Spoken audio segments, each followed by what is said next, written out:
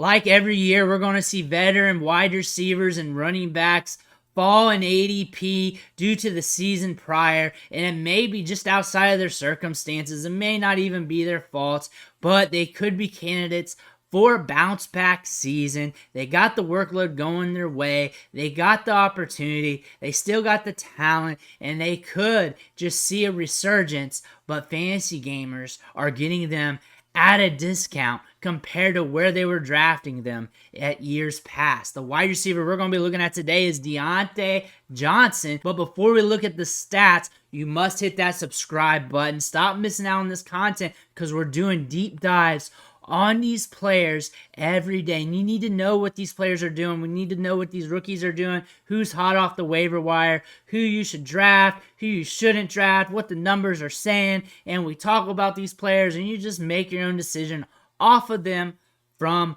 there. But let's take a look at Diontae Johnson real quick. And the thing about his numbers was he was heavily targeted last year. 147 targets last year. One of the most targeted pass catchers in all of football last year. A 27% target share and a 32% share of the air yards. That is what you want out of your wide receivers. That is top tier. That is high end. And that is something you want to see. The one thing we saw last year out of him, which is a statistical anomaly, 0 touchdowns. It is hard to have that many targets and have no touchdowns. Almost impossible to do. So that being said, he should revert back. The last time he had this many targets, I think it was about 144 2 years ago. Roughly about the same amount. He had 7 touchdowns. So we should see an increase here no matter what, to some degree. To some degree. I'm not saying he'll score 20.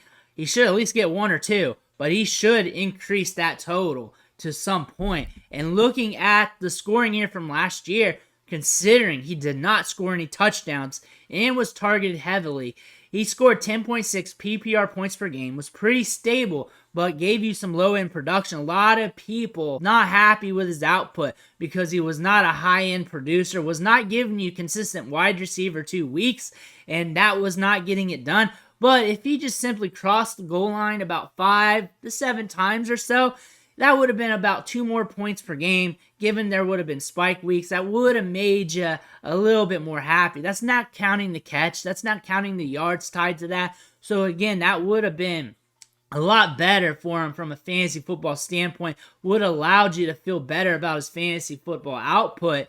And the fact that he did not score any touchdowns means that there's upside to eat on the bone. And a lot of this is with multiple other bad quarterbacks in the shell of Ben Roethlisberger. He's able to produce. He's able to give you wide receiver 2 production and spike weeks and be consistent here, which is a good thing to see. 16.3 points per game from 2020 to 2021. If you're not looking at 2022 of last year, he can be productive, and he can be productive under sketchy circumstances. So even with Kenny Pickett there, you don't have to worry too much because we know there could be some opportunity. We know there's a history with this player.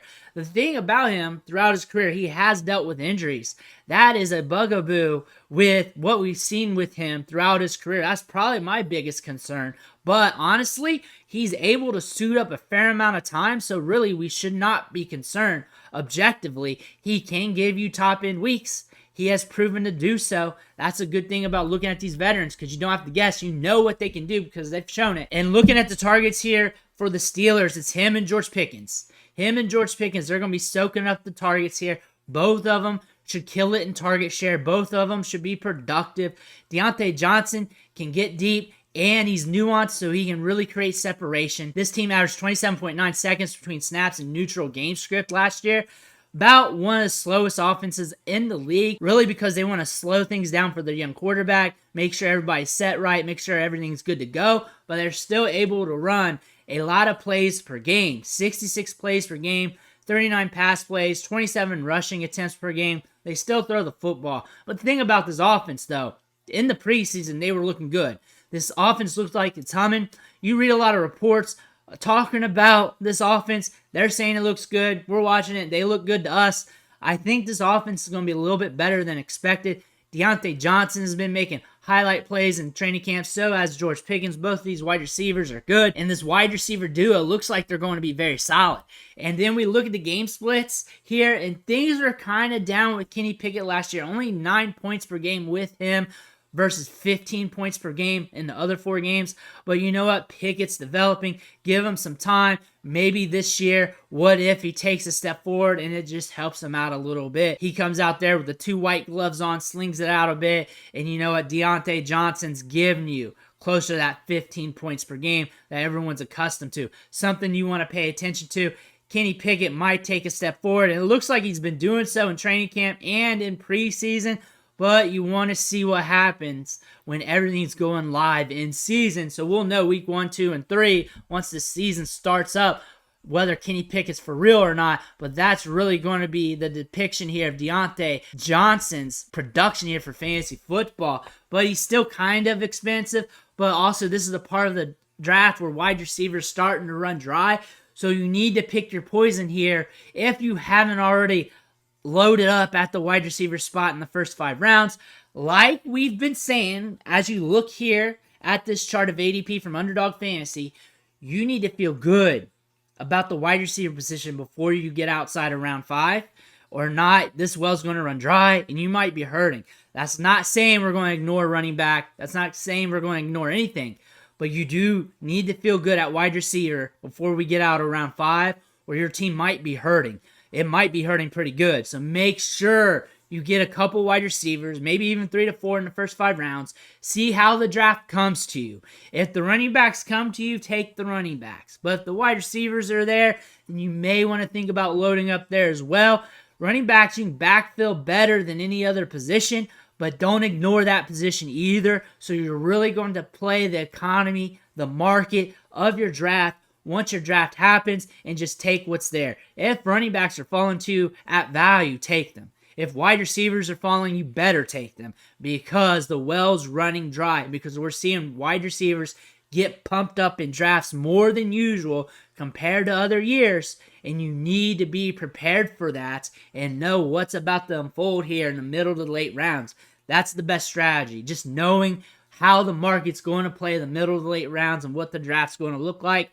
Home leagues are going to be a little different. You may have an extra round or 2 to play with, but compared to previous years, you need to be a little bit more aggressive at wide receiver. Know your draft, know your league. That's the best thing to do here. But you need him if you want consistent targets, because he will be targeted consistently. He might be a stable asset for you. We're really going to have to see how this offense clicks, but it looks like it's looking good.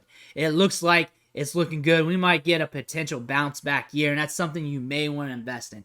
You don't need him if you don't like Kenny Pickett. That screen got jacked up, but if you don't like Kenny Pickett, you don't need him. But all in all, Diontae Johnson's a value compared to his workload metrics. He's going to be targeted. He's going to get opportunities. He's going to be used in the passing game. He's going to have a high target share. As long as he's on the field and healthy, he should be helping your fantasy football team, should be having some good performances this year, and should be improving his touchdown total, because it's hard not to when you score 0 touchdowns on 147 targets. Let me know what you think in the comments below. I want to hear about that. Make sure you hit that subscribe button on the way out. Catch you on the next video.